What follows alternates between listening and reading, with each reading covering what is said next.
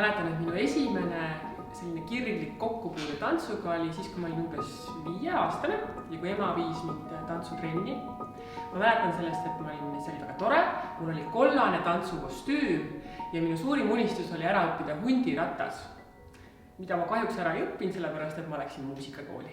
Minu käärad olen terve laps, sulla siuksab, mul on selge vesi, sulla siuksab, pesen oma käsi, sulla siuksab, pisik nagu laps, läinud minu käärad olen terve laps.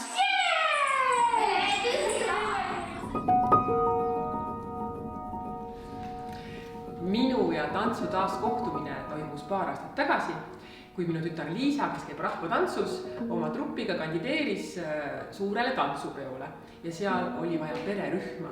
Ja siis mina ja minu abikaasa läksime sinna pererühma tantsima. Me ei olnud mitte kunagi varem rahvatantsu tantsinud ja see oli väga lõbus, väga innustav ja üpris palju pingutust nõudev kogemus, aga ma sain sellest väga palju rõõmu.